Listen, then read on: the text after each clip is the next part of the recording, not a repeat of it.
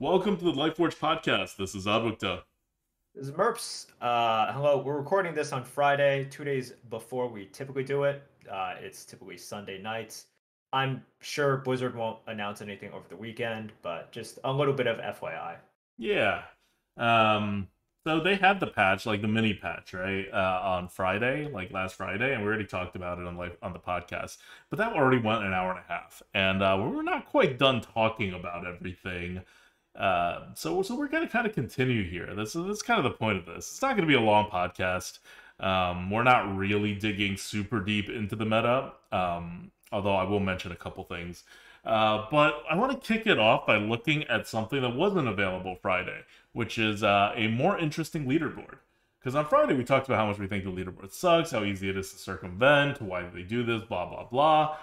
But there wasn't really people who have completed it that much. Like the top person at that time was CN Cutie Wetcat, and I think they had like a 6 win average or like a 6 point something, 6.3 win average or something like that, which is pretty good for this meta, I said at the time, right? That was kind of what you would expect the kind of top of the leaderboard to be. And now we're another week in, so there's definitely a lot more people at this point who have played 30 runs. In fact, if you play 2 runs a day since release, you will be well into your 30th run. So the rest of this leaderboard is going to fill up. We're already at the point in which people we know are on there, and the top is kind of a pretty impressive number. But going back to the 6.3 number, the two people that we know that are up there on the leaderboard in the top 10 are Judge and Team America. They're both streamers. They're both very good at the arena.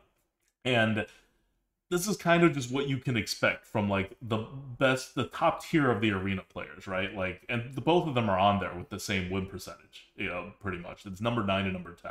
So this is kind of what you would expect from someone who keeps up, knows the arena, plays the arena, top tier players. And that is 6 wins per run. Judge is at 6 right now. Team America's at 5.69. I haven't talked to them. I don't really know if they're going to continue playing on their account or not, but these are their main accounts, and given that they're not like top 1 or anything, I imagine they'll just keep playing it. They may have already played past 30 runs. You don't actually see the number of runs on this leaderboard, which is something else they should show. Maybe they will eventually. So we can like mentally deduct, write off the people with 30 runs compared to the people with like 100 or something, right? Like, and mentally adjust, even if they don't adjust. But that's the meta. These are people who normally get like easily over like 7 wins per run in a meta, like when they're trying, maybe 7.5, and they're at 6 right now. Which is why I said when CN Cutie Wetcat had 6.3 that was really quite impressive. That was going to be like a very good score for the leaderboard. Now, CN Cutie Wetcat did not sit on that score. They are down now to 5.89, which is number 12. So they couldn't keep up 6.3, but they've been playing. So this is where the meta is. We are at a point in which normally you can outplay your opponents by a factor of by a factor of, what would it be? 2.5? Yeah, by a factor of 2.5 x the number of wins of average. And now you can only outplay your opponents by a factor of 2, which means the skill impact on the meta is reduced by 20%. That's like math. That is just math. Skill impact of meta down 20% compared to what it usually is, because we are in this kind of like anything goes kind of like meta, where there's a lot of synergies, a lot of super powerful cards, and a lot of swing. So I think that's a good baseline of using the data that we do have to tell you exactly how much less skill this meta takes. Now, you're going to have people, and people do argue that this actually requires a lot of skill in this meta. I'm not going to argue with whether they require skill. If you listen to our prior podcast, you'll know that we think that this meta definitely does require skill. As you can see, the normal top tier players are doing twice as well as the average player. That is not random, right?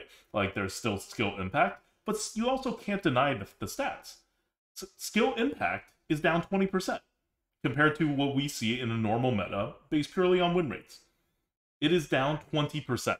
These are kind of undeniable numbers, right? You can feel differently but the numbers are there. Or it's also possible that everybody's playing it wrong and the skill impact's actually the same, but just no one's adjusted yet, right? And then eventually we'll see the numbers go back up as people adjust. But these are like really good players who stay abreast of the arena strategies and who, you know, unlike me, actually knows what all these cards do for the most part. So this is I don't know. I feel like this is pretty strong evidence of whatever else you may like about the meta, and I think most people find this meta significantly more enjoyable to play in than the prior metas. There is an undeniable drop in skill impact, as in the ability to convert a good player to convert your brain into more wins. So here's why the debate about how skillful of a meta is going to create tons of debate, no matter what meta you are in. And you're going to have very good players feel very differently about each meta. Because what you can do is you can look at the data, like we see here, and look at, okay, so if, you know, a normal meta is supposed to have a few people be able to average higher than 8, let's say that, you know, over 30 runs, and we don't see that, we can say that, you know, it is a less, quote, skillful meta, but what it really means is just, it's harder to differentiate yourself, right? It's harder to pull away and to create those outliers, because even for the best players, what you're looking for is to high roll, right? You're combining your skill and with outlier runs in order to create that magical 30 runs. So the reason why you're always going to get people who disagree on how skillful meta is within that argument, you are examining different skills of different quantities, of which people will disagree with how important and how fun each skill is, right? Because look, in some metas, part of the skill is going to be memorizing all of like the secrets in the best way possible, right? Because it is extraordinarily punishing if you don't know the secrets, and especially like now in metas now versus metas before, you're going to see secrets from all these different classes that shouldn't you know, quote, shouldn't have secrets from these other classes, but they do, right? So you're going to see like rogue secrets combined with mage secrets combined with like paladin secrets, and they might play them multiples at a time. One of the skills might be, okay, they have a hunter secret plus a rogue secret plus a paladin secret. What's like the optimal way to play around all of them, right? Is that a skill? Most definitely. Do you find it fun? That's up to you. Is that something you prioritize? I don't know. But like in that meta, you would need to prioritize it if you cared about winning. You should. But these are going to be things that people disagree with in terms of like what they think are the most important skills, because this is just how humans work.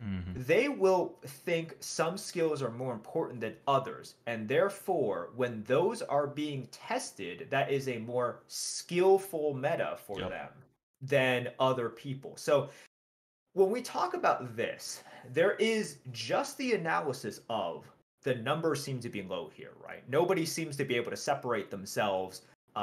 And you know, we can talk about the tippy top, like top 5 players. We can talk about the top 25 versus the top 50, whatever. Just see, you know, are people able to separate? Is it just a small group of people? Are larger quantities of people allowed to separate? And then there's we can talk about the Reddit discussion of, is it a skillful meta? And that's a tough one. That's one in which you're going to see very good, very respectable people disagree with, just because of the nature of all of these factors put together. See, but I think they're just wrong. That's my point. My point is that statistically, like, we have the data, they're just wrong that it's more skillful in the sense of skills translating to win. If you're interpreting whether something is skillful as in, say, I think this particular element takes so much skill and nuance to master, even if it translates to less wins, then okay, that's a different way of defining skill. Or at least, it's not a different way of defining skill. It's a different way of defining skill impact, which may not be what they're talking about, right? I think it's pretty objective that skill impact is down 20%. Now, Skill is very different, right? Like I very, very clearly and very consistently do not value things like counting, adding, reading, knowing what cards do. I don't think that shows any amount of intelligence or strategy because it shows the bare minimum amount of intelligence to be a functional human being and no strategy whatsoever. That's objectively how those skilled are measured. Now, are they skilled? Yeah. Being able to add is a skill. Being able to add quickly is a element of that skill. Being able to add accurately, right, as opposed to being right 99% of the time, you're right 99.9% of the time. Those are all skills, and you can improve each of those better than the next person throughout until you get to 100, right? But are they what I would consider skills in a strategy game? No. So that's my opinion. I'm not saying they're not skills. I'm saying that they're not what I would consider skills in a strategy game. And there are some people who would consider skills such as being able to set up future turns and saving resources and spending resources later, getting reads on your opponent, like to be better skills than something like trading on the board, right? Where it's like kind of like a little more strategic math, but still kind of just math. Or like going face or trading. Going face or trading is a skill that I know Merps and I value a lot. Like, we think that's like the bedrock of this game. Other people may not. Other people may be like, that's just one decision. There's a lot of factors that you don't know what's happening. And ultimately, it's also kind of boring. Like, you only have two choices, essentially. And whether you do it or not matters in a certain amount of games. But it doesn't take, like, a skilled strategician to like do that. Now we would disagree and we would say that's a huge ton of skills and hey look, it affects win rates. But that's one of the things that, for example, this meta cares less about than prior metas, right? This meta cares even less about things like Yetis bumping into Yetis, but it also cares less about face or trade. It cares more about resource preservation versus resource trading. It cares more, well, it probably cares about the same about reading your opponents, but the reading of your opponent is more complicated now in this meta because there's more variables, right? Rather than saying, oh, my opponent can have one of like 4 types of things that I have to keep track of. Now you're thinking, oh, my opponents have these 5 particular cards that will do one thing. Then there's these 8 types of things that may happen. Then they discovered a card which could only be in this category, how long they've had it. Like, it's a more complicated process. You end up with a fuzzier impact, which is like the impact is all down, right? We keep talking about skill impact. The skill impact is all down, but the problem set is more difficult, right? It's like we're testing you as if you're a college student now rather than a 5th grader. But whether you get this test right or not affects less of, I don't know how many cookies we give you. Like for the 5th grader, we give you 10 cookies if you got it right and only 2 if you got it wrong. But for the college student, we'll give you like 8 cookies if you get it right and still 2 if you get it wrong. It's kind of like that. So I can see people enjoying that, especially if you like change the problems around. But I think skill impact is objective. So yes, I think this is a good way to put it because this is a big discussion amongst people right now, right? Is it a skillful meta? Whatever. And this is something that people just bring up immediately now. Whenever powerful cards come out, no skill involved, yes, skill involved. People just don't know how to play. People are idiots, blah, blah. Like, this is the discourse that's going on. Both things can be true here. You can have a meta in which the amount of decisions per turn are more numerous than previous metas, number one. The correct decision is harder to ascertain than previous metas. Yep. So you have more things to consider. The correct one is tougher. Instead of like you evaluating 70-30s, these are like 55-45s, and you have to nail that 55, right? Yep. Like it's dependent on you nailing that 55 consistently to get that edge. Okay. But it can also be true that the impact just isn't there. You nailing these 55%ers doesn't mean that you're going to average 8. It means you're going to average 6.5, right? Or 6. So once again, that's another way to think of this disconnect here. A lot of people will look at the 6.5 and say skill doesn't matter because yes, it doesn't, and they're going to point to those. Yeah, they're going to say it doesn't matter, but they're wrong Right. because this person's getting more than double the amount of wins that you're supposed to. Well, they're going to point to those people and be like, "What good did it do you?" Right? And the other people are like, "Well, it's about the process, right? It's about the process. If I am consistently finding a way to, within all of these weird things that some people might not even see, nail the 55 percenters, that's what matters, right? It's the process here." Yeah. And I understand because when I see this discourse, it really is people talking past each other, with some people focusing on the impact, right? The did you win or did you lose kind of thing, and other people focusing on the, I have so many choices, sometimes very subtle ones, and I'm able to, as I play more of the meta, I appreciate that the correct one is tougher than in other metas to get to there, but I get stopped. So whenever we have any discussions about this going forward, because look, this conversation isn't going to stop, but I feel as though whenever we have conversations about this going forward, this has to be the way that we frame things. Because right now everybody is framing it in one way. It's almost like the DK conversation. I'm just like, okay, it's gonna get into dangerous territory if we just talk about DKs as DK. Like with the rune system, you kind of have to talk about DKs in different ways. If we keep on going forward and DK is structured the same way, people need to talk about this in a different way, because people just use the word skill. And I can tell sometimes people are using it in the impact way. Sometimes people are using it in the process way. And people just talk sort of like past each other. And I'm not saying you have a very, you have made your thoughts clear, right? Yeah, I have a very data-driven way. Like, I care about skill impact. That is skill. At the end of the day, that is skill in any game. That is skill, because the game tells you what skill is important or not, right? You don't get to tell the game what skill is important or not. You're not a game designer. You don't change the game unless, I don't know, maybe if all games were played at the same time by all people, then you as a player can effectively set rules within the game by doing things a certain way, right? But in any game in which people are not all playing at the same time against everybody else, you don't set the rules.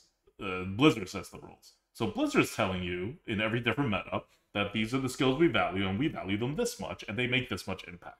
Blizzard says that. No one at Blizzard knows this at that precise level, obviously. It's not like a chart and they're assigning points. They're just like, well, here are some cards, right? But these are the inherent rules of the game that we're playing. So I think there's an objective. Skill impact is lower, skill impact is higher. That is objective. I don't care what kind of skill you're talking about. It is objective whether the optimal skills, like a perfect player, can achieve a higher or lower win rate. The other argument, the argument that I think people conflate with this one, is how skillful is the skill that you're talking about, right? Like, my skill is better than, like, what I think of as skill is more important than what you think of as skill, right? And that's just subjective. And as far as I'm concerned, that's a lower level discussion than skill impact, because skill impact talks about whatever the highest performing skill is, that's what matters more, and whatever's lower performing matters less. Nothing ever doesn't matter, right? I'm talking about this in this meta, like, hey, look, bumping Yetis and getting that extra 4-1 on the board on turn 4 is not really that important in this meta. It's just super not important in this meta. Will it win you a game now and then? Yeah, it still will. It's not unimportant.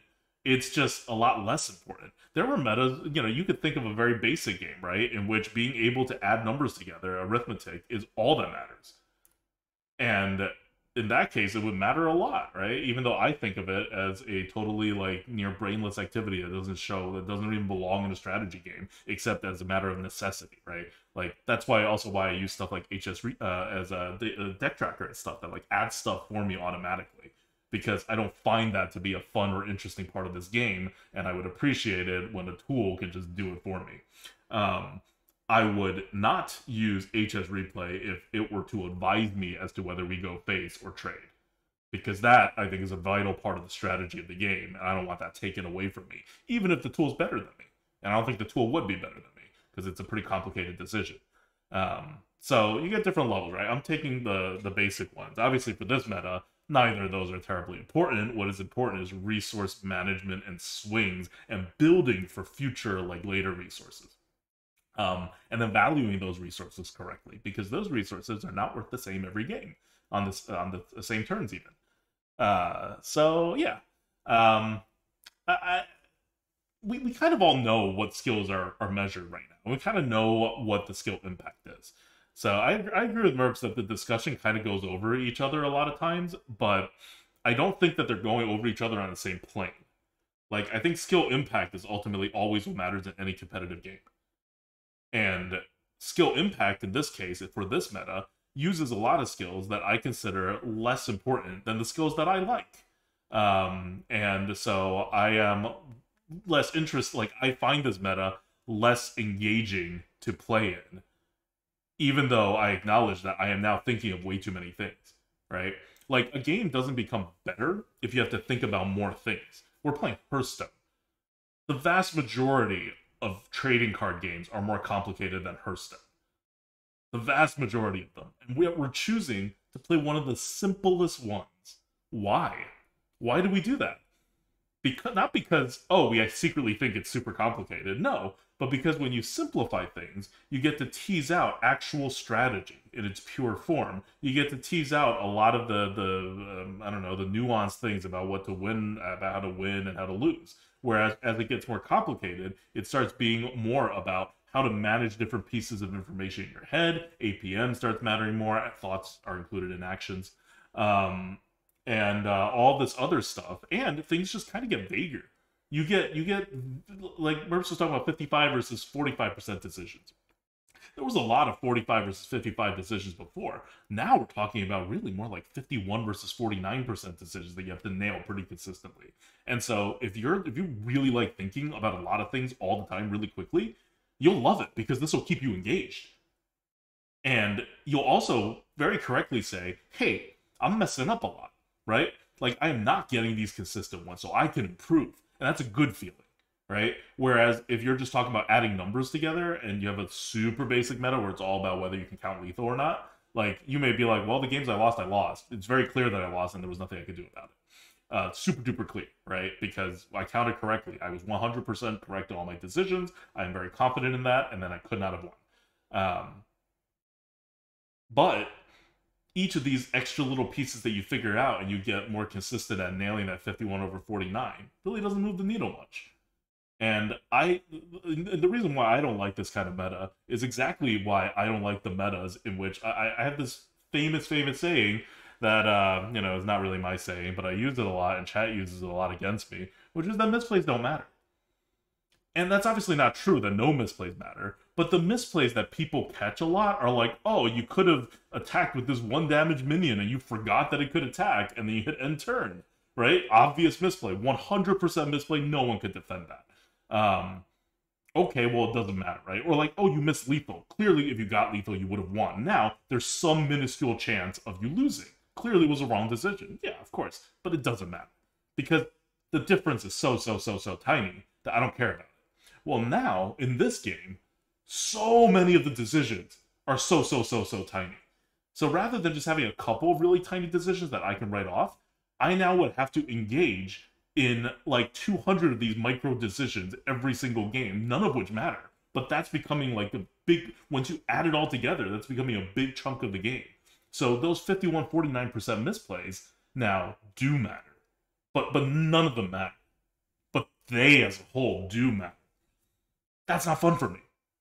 Because that's the exact type of things that I try my best to write off and focus on the big strategy elements. And there's certainly an element of that here that's different than what it was before, but there's also a lot more bulk, a lot more complexity, and not in a good way. Because it's not very Hearthstone, or at least it's not very traditional Hearthstone, right? It may be, Hearthstone 2022. I don't know what Constructed is like. But one of the reasons why I also don't like Constructed is because it relies on building a lot of these things that go really out of whack and like kind of crazy that have nothing to do with fundamentals of the game and basic strategy, and just becomes more about who can pull it off and who can't. And you see that reflected in the win rates. It's down 20%. It's not no skill. It's not even like a super big drop in skill, right? But minus 20% skill impact is still, like, it's not just significant, it's serious. Like, if I were to create a strategy game and I have dropped the bar of top tier player win rate from 75% to 66%, I'm creating a very different game here. That's the equivalent of adding, like, I don't know, I want to say at least 50%, if not 100% more RNG into the game. It's the equivalent amount for skill impact, for compared to, like, we'll say a prior meta Hearthstone. So yeah, I mean, I don't know that I'm done with my rant. All right. I didn't really have a rant to begin with, so that's your rant is the only rant. Okay, so now let's look at the leaderboard, like the actual leaderboard, not our use of the leaderboard to look at the meta. The leaderboard right now, number one is held by Moo. Moo, a player that I don't know, has 7.3 wins per run. Moo made a post on Arena HS looking for co-op partners, number one on the leaderboard in Americas. And in case you're wondering, like, why are we picking Americas? Because we're in the Americas. But Europe's top player is 7.18. It's Kusak Stula. Asia's best player is 6.77. It's Kevin. So that's kind of where people are topping out. So I don't know about these other players, but Moo wrote a post, so we actually know more information about Moo. And Moo played 30 runs and is looking to improve his game and is not going to play this account anymore until someone beats him, right? And no one can beat him. No one can beat him unless they start a new account, because number two in the Americas right now is Sniped, who is at 6.56. That is, like, really far away from 7.3. Well, sorry, nobody on the current. No one on the current leaderboard. People who have not hit 30 runs yet may come in at above 7.3. Yes. But if you've already played your 30 games, we know your numbers. You're never going to catch Moo. You're never even going to come close to catching Moo. If you ever want to catch Moo, you got to start a new account. And so this is the problem. This is the problem that we were talking about last week with how this arena leaderboard is set up. Like, Moo's not doing anything crazy or unethical or anything. Anybody in Moo's position should be doing what Moo is doing, which is just to stop playing and play on a new account. Moo loves this meta. Moo wants to keep playing. Moo wants to make friends. Moo seems like a great guy or girl. I don't know. But at the end of the day, Moo is not playing on the Moo account because everything from the developers has basically forced Moo to not play on the Moo account. And that's a weird, bad result. Terrible. Look, whatever they think this new leaderboard is doing, in terms of making it interesting, it's not. I don't know what the thought process is here. I think that Matt Lunda and team have done a ton of great things. I think this new leaderboard just warps the way that people play the game, that they have to work around their accounts, alt accounts, etc. And here's the thing, because I already see this argument. I even see it, like, right now in chat, and whatever. And they're like, "Well, it's your choice whether or not you play or not." Of course it is. Of course it's your choice. But you're clearly incentivizing people and who are trying to min-max. Look, getting on the leaderboard and trying to get, like, a top 5 spot, that's min-maxing, right? You are telling them to create new accounts over and over and over again. And you are telling them that after you do your 30 runs, you should stop. By definition, if your win rate is that high, that means you ran hot. Like, yeah, because look, you're not keeping 30 runs in which you are running average. You are starting up hot on a new account, and you are keeping that streak, and then you are going to stop if you care about that score at all. And I also see this talk about, it's like, oh, it's impossible for other people. Okay, I will amend this. It is extraordinarily difficult, very, very difficult, especially in this meta. I don't know about meta changes, all right? If right, your answer is like, oh, meta will change, and therefore yes. I can, okay, whatever. if Moo over 30 runs has what 7.2, and you are right 7.29. now on okay, PJ, I'm gonna call you out right here because PJ, you're like I disagree. I think I can catch up with him. PJ, you have like a You what cannot. 5.6. PJ, you cannot. PJ, if you try to catch Moo, I haven't done the math, but for you especially, if you had like a 6.7, I'd be like, yeah, okay, I could see it. It's gonna be tough for you, like pretty damn tough. You're if here's the thing, PJ, and for anybody else who has a PJ like thought, if your thought is I can beat him, and I know I can beat him, why would you keep playing on that account? That's my question for you. We're not gonna get into the point of like, oh, like can you catch him or can you not catch him? If you can catch him by playing on your current account, why would you not play on a new account and fucking crush everybody? You are just being dumb playing on your current account that has a 5.6 average, and you're going to end up with one that, let's say, barely 5.96. beats me. 5.96. All right, let's give Oh, okay. Team America Sorry. some credit here. Sorry. 5.96. I heard you saying like 5.6. My apologies. Okay. 5.96.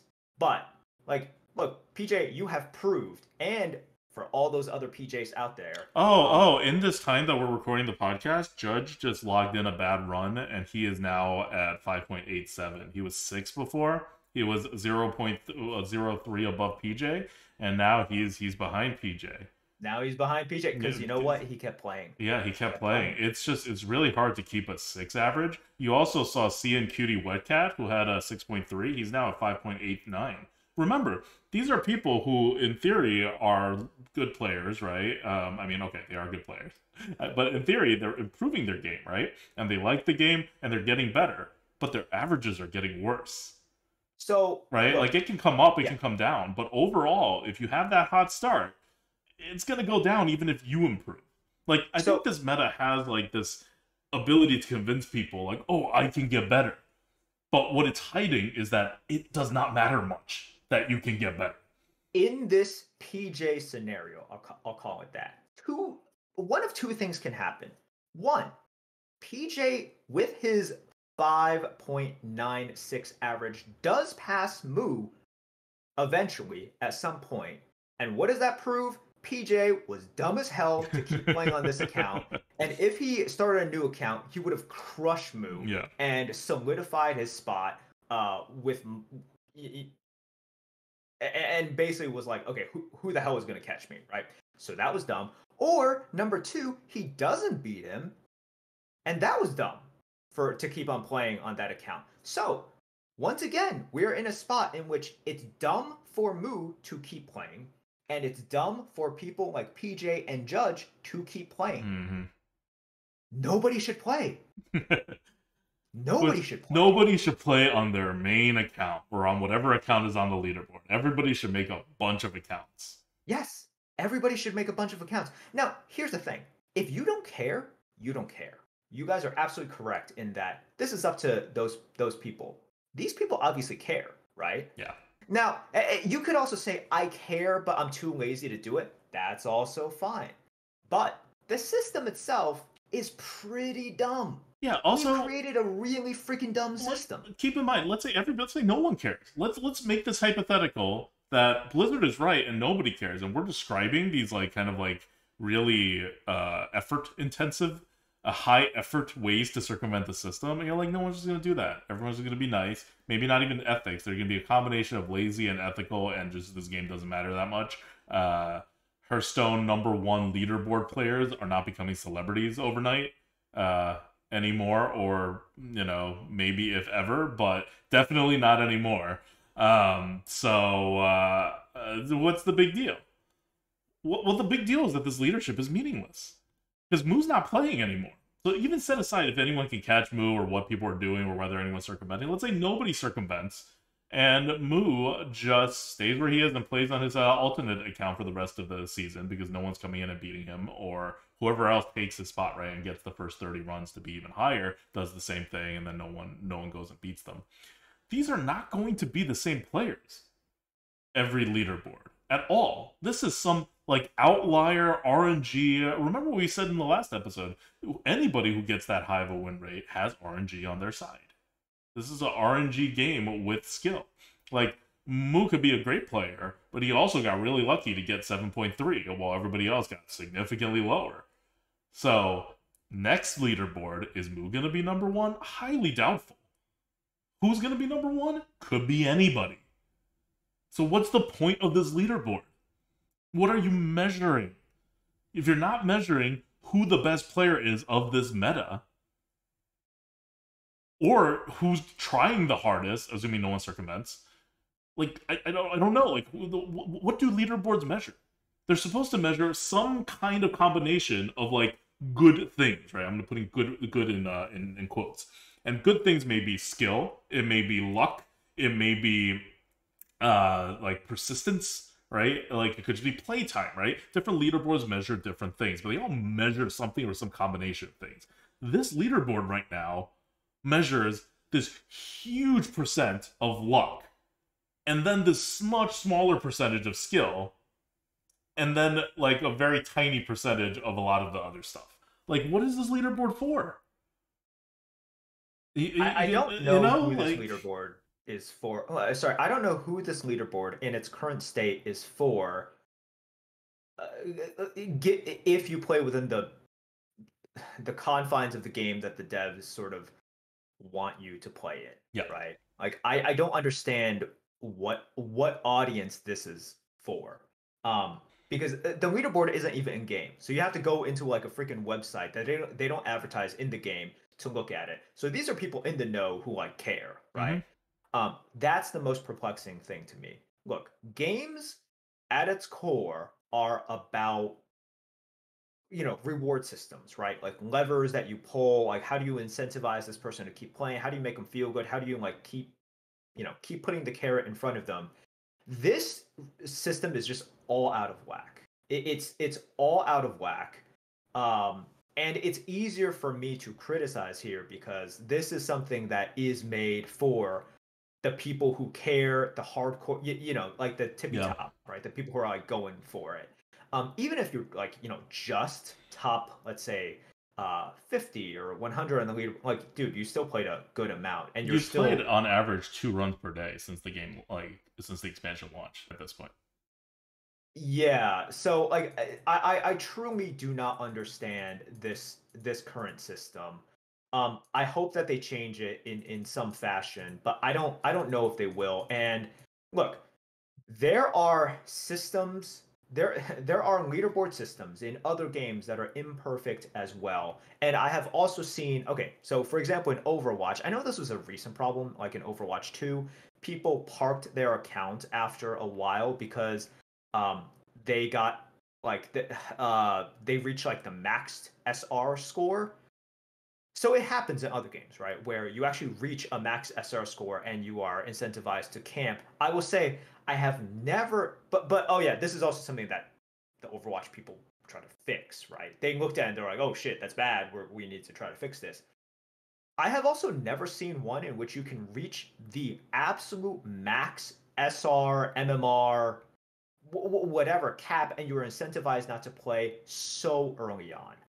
So early on. That is, look, I think anytime you have this sort of cap and you're incentivized not to play in any game, that's bad. Like the devs, I don't think the devs like want that at any point. It'd be like, yes, at this point we would love this super competitive, devoted player who loves our game. We need them to really just drop the game now. Like, just drop the game. Like, do not play. We want the super devoted person to just not play. That is our goal here.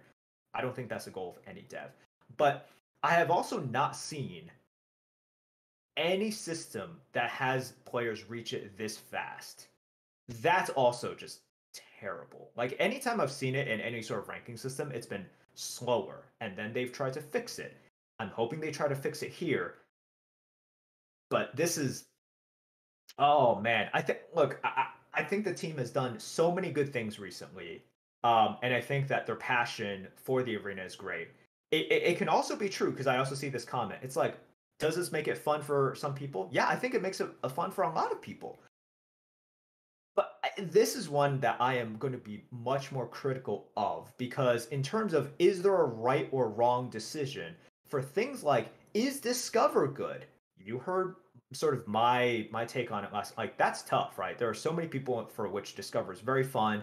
It's not just for the ADWCTAs who I think weird things are Mm-hmm. fun, right? Like, I think for a vast majority of people, more Discover the better.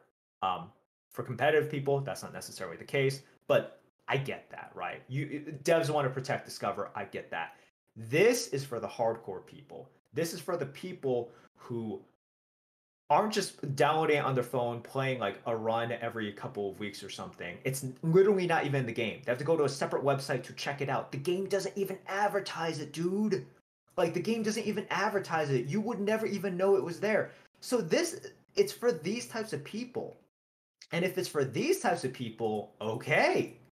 Okay, if it's for a small niche of people of which I understand, all right. I'm like, I feel like I can criticize this, because if you're making it for this small group of people, you better tailor it towards that. Why the heck would you want this group of competitive players who play a shit ton to be creating alt accounts, to stop playing on their main accounts, to finagle their way in order to meet this? I truly do not understand. When this popped up in Overwatch, they tried to act quickly to solve it, because they knew Mm-hmm. that the best players who are stuck at the highest possible SR should not be parking their accounts. And also they want people to be able to like Like differentiate, this and then they isn't a want new those people. problem. This is Yeah. a problem that literally the prior leaderboard specifically like acted to solve, right? Because the first leaderboards that came out had this exact problem, the first arena leaderboards, and then they changed it. They changed it to solve it. Like they knew what they were doing. This is just what they wanted, and I think they know that they're wrong. I think they knew that they were wrong before they published this out, and they just for some reason couldn't do it the right way, and they were like, "Hey, a leaderboard is better than nothing." This is like some like beta testing of the leaderboard that'll go on for like the next couple of seasons or whatever, like the first few seasons before they actually add the decay or whatever other solution it is. But just right So now, this leaderboard, it's just, the problem with decay, and this is something that people brought up as well. Why would you play at the beginning of a season? well, because you Then, care about having your name on the leaderboard, not just at the end of the season. You care oh, about being on the okay, live. That's okay, why the leaderboard is a live leaderboard, right? That's why it's not just okay, all right, published I at the end get of the it. season. So you can be like, hey, I'm on the leaderboard right now, right? Okay, and then let's say a super easy meta pops up, or just a meta in which you're just like, holy shit, I can exploit this. And then that's when you ditch your account that has fallen to number 7 in order to create another account that can get number 1. Yeah, I mean, yes, you would always be Yes. able to create a new account. You can't stop people from creating new accounts. Like nothing Yeah, yeah, stops yeah, that. no. I'm not saying that you stop it, but like, the You just have to make once it again, the more and more player. costly, right? You just have to make it more and more and more costly. Because the decay isn't just the problem with this system is that it never goes away. With the decay system, like you could also just make runs go away, right? You could just like at a certain point, like I don't know, maybe the run you did 100 runs ago don't really matter, and that's now valued at 0, so you can get past it, right? Maybe this should only track your past 30 runs. I don't know why the runs before 30 even count at all. Because if it only tracks 30 runs, then you've kind of gotten rid of your start a new account problem, or at least a lot of it. You could, of course, just keep starting your new account until it gets a hot start. But that's the same as starting new accounts, period, because right now you're in the kiddie pool for the first 3 runs, right? Like, you're always having this benefit from starting a new account that never fully goes away. It's just like, you guys know right now, if someone wanted to steal your identity, they could. Any one of you, I don't care what you've kind of done. If someone really wanted to steal your identity, they could. It's not that hard. Like, they don't, and it's very unlikely for you to have your identity stolen because there's so many better targets than you, right? Like, the point of this isn't really to make it so that it is impossible for the system to be circumvented. The problem is to get it so that the annoyance of circumventing the system is above what is the value of actually getting this, right? So, is it worth an extra 0.2 wins per run to start a new account. I don't know, maybe? It's certainly worth 1 win per run, probably, if you cared about this stuff. Is it worth 0.2? What about 0.1? What about 0.05?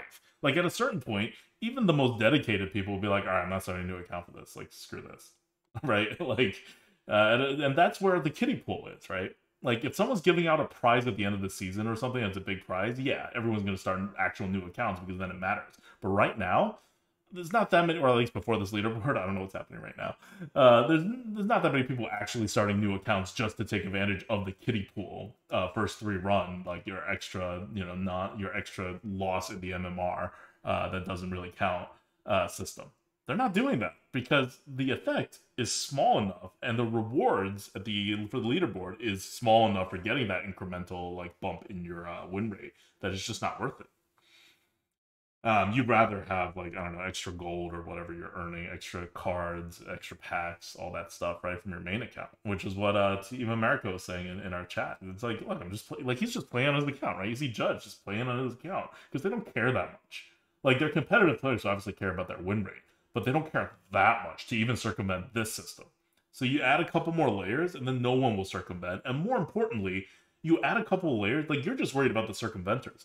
I'm saying even if no one circumvents, like right now, you have what's happening here. You just have outliers, right? Like, I want Moo's score to go down if Moo doesn't play, so Moo has to play, right? And then if Moo plays, that's fine. Moo's not going to go out and circumvent the system if it's like that hard and awkward, I assume. You just have to make it hard and awkward to circumvent the system. You don't got to make it perfect. Yep. People are also bringing this up in the chat. This is my last thing I want to bring up, and then that's it for me. The interesting thing that they have introduced now is you can't get DK unless you do the prologue, right? Yeah. We're actually this is something that was in the DK meta when DK was first released. You obviously would not want that. Oh my god! Right? And now DK has a lower win rate, so it's actually beneficial to not have DK unlocked. Yeah, if you want to talk about incentives to make a new account, this is also one of them. So you get the 3 kiddie games, right? You get the 3 like kiddie pool games, in which you remove basically DK out of your pool, but you weren't going to pick DK anyway, so you remove a weak pool, so that only very slightly improves your overall win rate. But it's also DK's 48.5%. It's not like it's horrible or anything. No, it's true. But you also just increase the chance of getting mage, which is like really good. Right? Mage is 53.5%, Hunter's 52%. Paladin's 51.5% Like, Mage is like... you increase those... Yeah, like, you increase the chances Mage is a like, weak leader, those, right? And Mage is also skewed. Like, Mage is... I mean, it's not Feast or Famine, but it's more Feast or Famine-y than, like, Hunter or Paladin. So, it introduces another kind of way... And look, you might look at it and be like, it's not the worst, right? If they keep this mechanic, and in, like, 2 metas, DK is, like, next to last, right? I'm just saying. I think you're looking at circumventing features which will only matter if there's more than bragging rights available to the winner. Like, I think circumventing is pretty easy. There are certain rewards, but I don't think, like, you're not seeing people super circumvent this, or at least not the good players. And it's because the rewards of this is very little. So if they're going to keep the rewards very little, which I think they have no plans to make, the arena leaderboard mean anything the way like the Battlegrounds leaderboard would, then I don't know. It's a problem, but it's kind of a hypothetical problem, right? Like, if I was putting on my dev hat, that's where I would go. But it is a real problem that Moo can't play on Moo's main account. Like, that's a real problem. And then next season, it'll be someone else, probably, that is not Moo, and that will also need to make an alt account, or like just play their alt account or whatever. And then nobody can catch up to them. Like, that is a problem. And that does affect people. And it's affecting people right now. It's not just affecting Moo, it's affecting everybody else on the leaderboard, and everybody who cares about the leaderboard. So, if it's a problem with the leaderboard that affects right now, on the ground, practically everybody who cares about the leaderboard, you have a big problem as a game developer. You can't just wave it off and say, oh, this is hypothetical. This is happening right now. And you knew this would happen. or they should have known this would happen. This is not like a there are things that we say or we predict or we analyze, and we're like, look, this is our take on it. People may not say this, people may not believe this, but we got this. This is our thoughts. And then there's most of the things we say, which is just that this is blindingly freaking obvious that everybody, even the people who made these bad decisions, would have had to have known at the time. So the question is just why they do it and how quickly are they going to fix it. That's it. Because it's not going to stay this way forever, or even for a really long time. This is too silly for it to happen, to stay this way. Agree. All right. All right. That's it. I want to end on a really quick question from the GOAT. What's up? Let's give just a general kind of update, because we don't. Things are okay, but no question from the GOAT over here. I gotta go. Oh, you actually have to go. Okay. Yes. All right. Well, in that case, we'll see you guys next week for the podcast. Remember, there's no Sunday stream, no Lightforge, no Coop, and we're coming back the first weekend of March as far as all that goes, but I'll still be streaming on Friday nights, including after this recording. Okay. Until next time, this is ADWCTA. This is Merps. Bye. Bye.